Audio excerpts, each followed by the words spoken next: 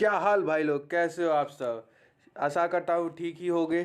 चलिए तो आज हम फिर से स्टार्ट करने जा रहे हैं ज्योग्राफी का लेसन मोस्ट इम्पॉर्टेंट बस बातें हम डिस्कस करेंगे इस सीरीज में, ठीक है। तो बिना देरी किए स्टार्ट करते, तो एग्रीकल्चर हमारा चैप्टर का नाम है।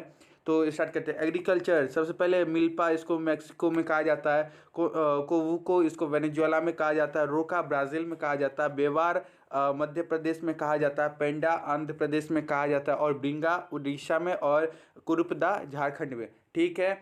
ओके, टाइप्स ऑफ फार्मिंग अब देखते हैं। तो दो तरह के फार्मिंग होते हैं, primitive farming and intensive farming. Primitive farming क्या होती है तो उसको देख लेते। Tradition method of farming, not labour intensive, low price, invest and put no और लेस लोड ऑन लैंड्स, ठीक है। इसको कोई भी पर्सनल लेवल पर किया जा सकता है, कम्युनिटी लेवल पर इसको किया जाता है, ठीक है। लेकिन इंटेंसिव फार्मिंग क्या है तो इसमें है मॉडर्न मेथड, लेबर इंटेंसिव है, फिर हाई प्राइस इन्वेस्टमेंट है, put extra load on land. इसमें मेन क्या है तो प्रॉफिट अर्न के लिए इंटेंसिव फार्मिंग की जाती है, ठीक है। अब देखते हैं, एक मेन पॉइंट है, due to inheritance law of India land holding is less, it also increases pressure upon land to produce more. Okay, ठीक है, सही बात है। अब देखते हैं कॉमर्शियल फार्मिंग क्या है। कॉमर्शियल फार्मिंग, कॉमर्स मतलब क्या होता है तो पैसा, पैसा से रिलेटेड फार्मिंग है। तो इसमें क्या क्या होगा, पैसा से रिलेटेड बातें होंगी। तो क्या क्या है, वांट टू अर्न मनी,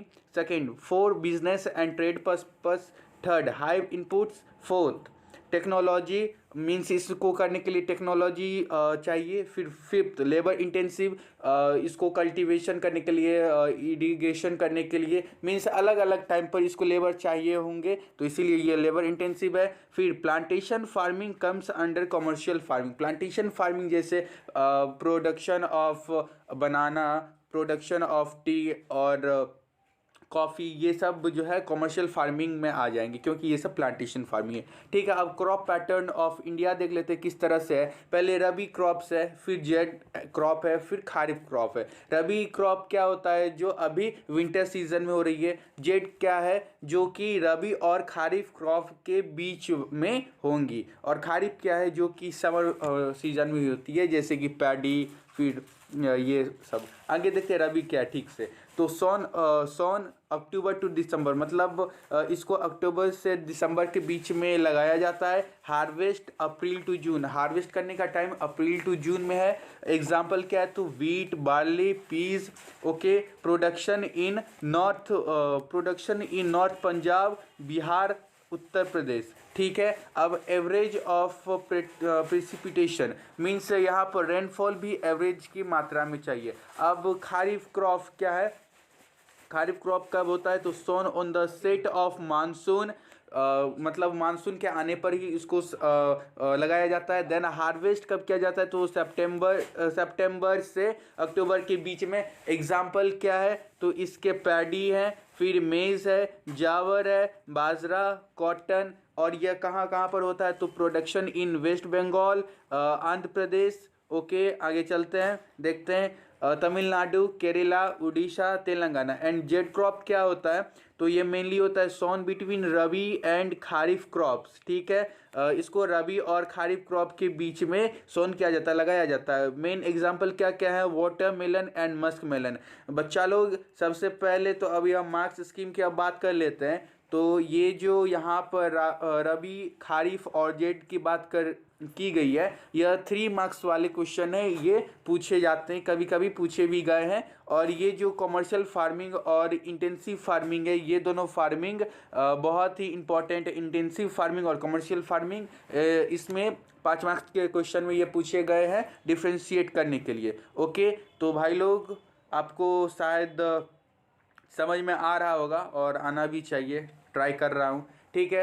अब फूड क्रॉप्स के बारे में देखते हैं। तो फूड क्रॉप्स मेनली क्या क्या है तो राइस, मतलब हमारे जो चैप्टर में पढ़ना है फूड क्रॉप्स उसको ही हम मेनली टच कर रहे हैं। तो क्या है राइस, ये क्या है इंडिया का स्टेपल फूड है। स्टेपल फूड मतलब मुख्य भोजन। और इंडिया जो है second largest producer of rice है वर्ल्ड का, ठीक है। Second largest producer of rice. Then temperature जो है इसको बढ़ने के लिए कितना चाहिए, तो 25 डिग्री सेल्सियस चाहिए। एंड ह्यूमिडिटी कितनी है, तो ह्यूमिडिटी हाई होनी चाहिए, इसीलिए समर के टाइम में होता है। और रेनफॉल कितना चाहिए, तो मोर देन 100 सेंटीमीटर। ओके, आगे बढ़ते हैं।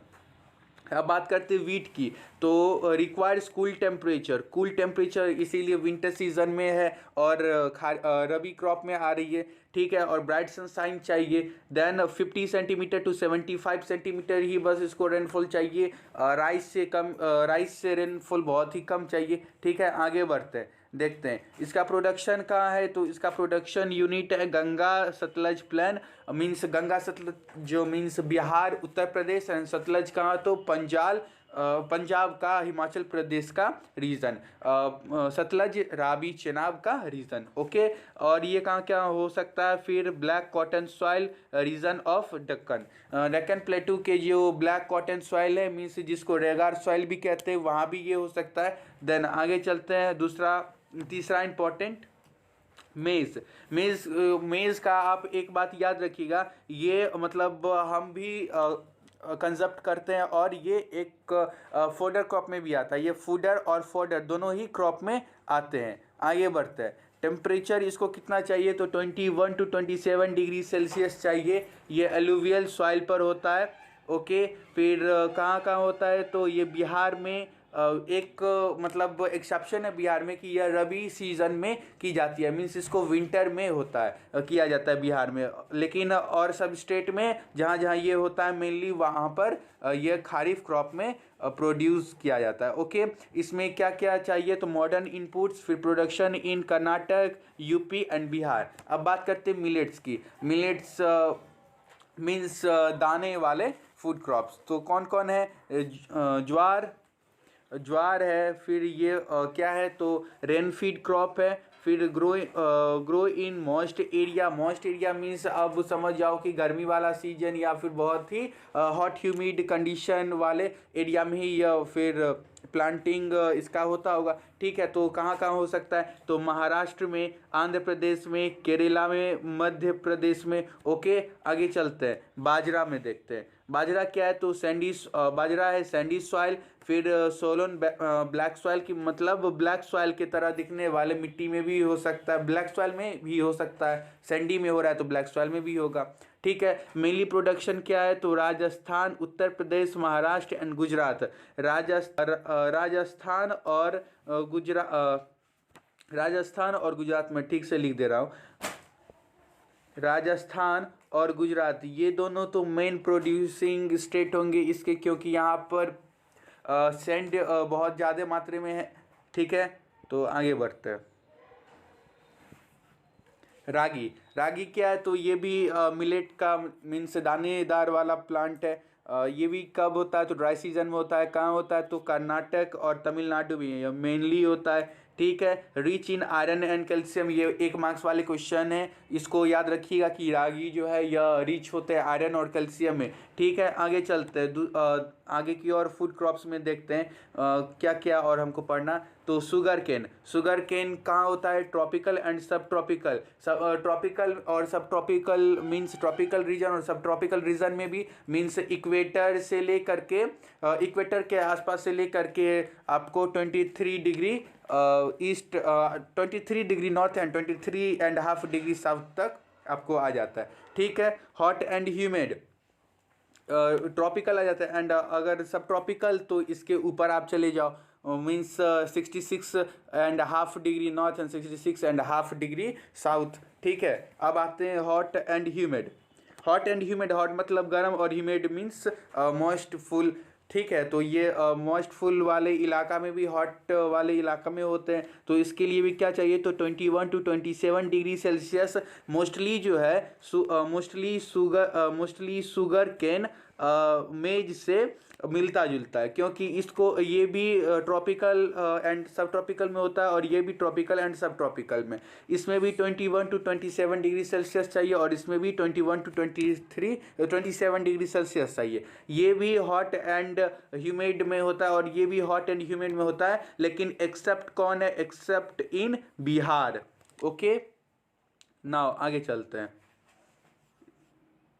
ओके, अब क्या है, तो 75 to 100 डिग्री सेल्सियस रेनफॉल इसको चाहिए, ठीक है। और requires manual level, manual labour means क्या हुआ कि इसको मतलब टाइम टाइम पर नहीं चाहिए लेबर, इसको बस दो ही टाइम पर चाहिए, एक लगाने के टाइम पर और एक इसको हार्वेस्ट करने की, इसको काटने के टाइम पर, ठीक है। आगे चलते हैं, टी प्लांटेशन। प्लांटेशन पर आते हैं, टी और कॉफ़ी हमारा मतलब बहुत ही अच्छा टॉपिक है इसमें, और ये 5 मार्क्स और 3 मार्क्स में इसके डिफ्रेंशिएशन पूछे जाते हैं, ठीक है, तो याद रखेंगे हम लोग, ठीक है। आगे, टी क्या है, तो ट्रॉपिकल एंड सब ट्रॉपिकल एरिया में ये पाए जाते हैं। दूसरा, ये warm and moist free climate में पाए जाते हैं। वार्म मीन्स गर्म और मॉइस्ट फ्री, गर्म भी चाहिए और मॉइस्चर भी नहीं चाहिए, मॉइस्चर नहीं चाहिए लेकिन गर्म। तो ऐसे एरिया कहाँ होंगे, तो ये हिमालयन रीजन हो जाएंगे, जैसे कि आसाम हो गया। फिर क्या हो सकता है, दार्जिलिंग हो जाएगा। आगे चलते हैं, देखते हैं क्या है, सॉरी,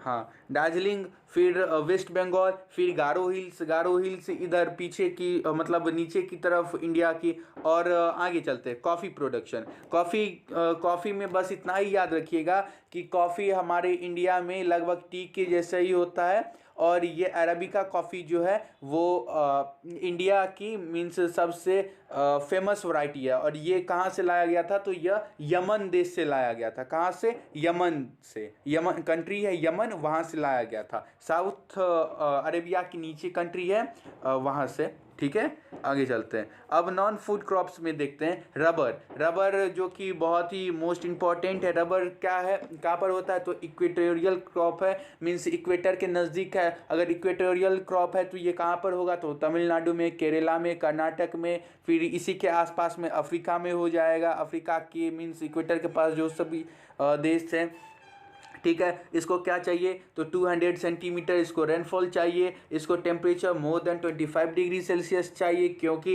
इक्वेटोरियल प्लांट है, तो अब इक्वेटर पर तो 25 डिग्री सेल्सियस से मोर होता ही है टेम्परेचर, इसीलिए बेस्ट ग्रो होता है, ठीक है। अब बेस्ट रबर कहाँ पर पाया जाएगा, तो तमिलनाडु, केरला, अंडमान एंड निकोबार, क्योंकि ये सब इक्वेटर के नियर में है, नियर टू इक्वेटर, ओके। आगे चलते हैं,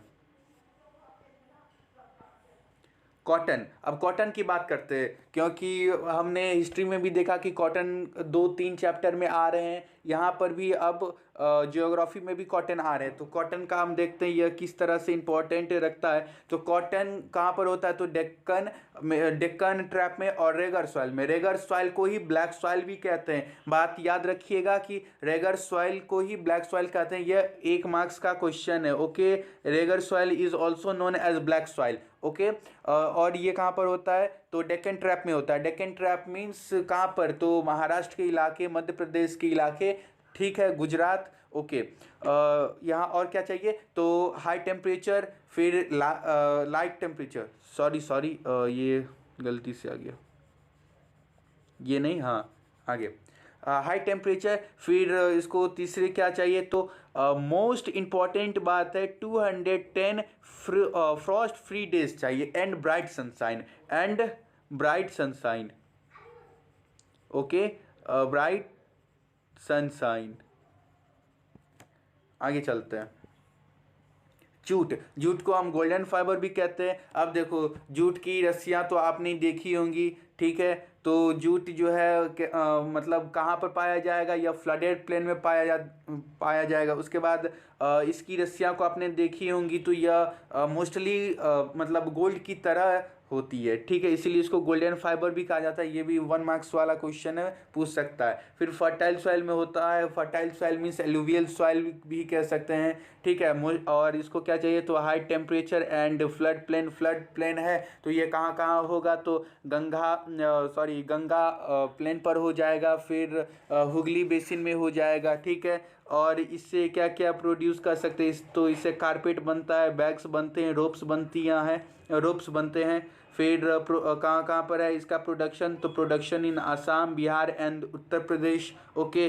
बंगाल और बिहार में तो ये बहुत ज़्यादा मात्रा में पाए जाते हैं, और यूपी सब में भी लेकिन पाए जाते। ठीक है, अब जो है हम इस चैप्टर के लास्ट पर पहुंच रहे हैं। तो टेक्निकल एंड इंस्टीट्यूशनल रिफॉर्म्स, मतलब गवर्नमेंट ऑफ इंडिया ने फार्मर्स के लिए क्या क्या मतलब बातें करी, लैंड के लिए क्या क्या बातें करी, जिससे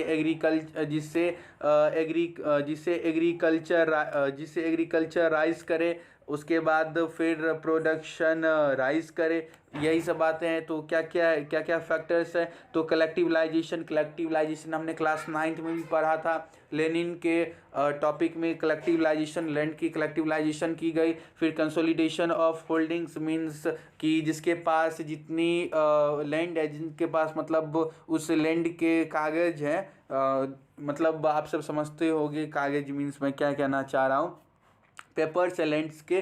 तो वही सब बाद ही ये जमींदारी सब खत्म हो गया। अब देखते हैं programmes launch for welfares of farmer के लिए क्या क्या प्रोग्राम्स लॉन्च की गई है। तो सबसे इम्पोर्टेंट है ग्रामीण बैंक। ग्रामीण मीन्स होता है कि लोकल गांव में। तो गांव में जो बैंक है means local level of bank introduce किए गए। किसान क्रेडिट कार्ड मोदी जी से आपने बहुत सुना होगा। फिर ये मनी, फिर क्रॉप इंश्योरेंस ये है कि अगर आप अपना क्रॉप इंश्योरेंस कराए रहते हैं और आपकी अगर फसल ख़राब हो जाती है किसी भी कारण से, तो आपको क्रॉप के बदले मनी दी जाएगी। क्या दी जाएगी? मनी दी जाएगी। वही है। फिर पाइस क्या है? तो पर्सनल एक्सीडेंट इंश्योरेंस स्कीम, ये एक फुल फॉर्म है, इसको याद कर लीजिएगा, कभी कभी पूछता है।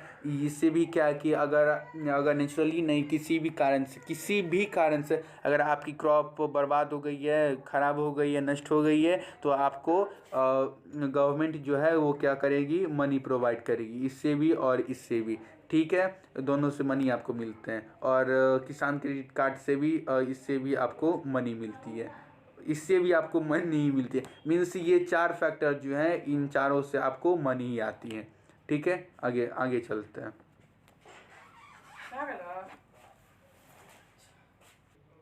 ठीक है, आगे चलते हैं। ठीक है, देखते हैं। अब to boost agriculture government introduce ICAR क्या है?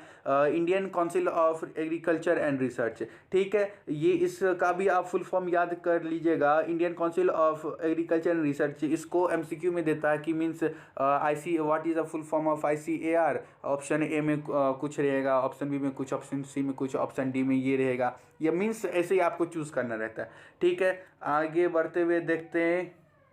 थैंक यू, सपोर्ट करो भाई। देखते हो वीडियो, आप सब लाइक नहीं करते हो, करो भाई, प्लीज़ करो। Thank you.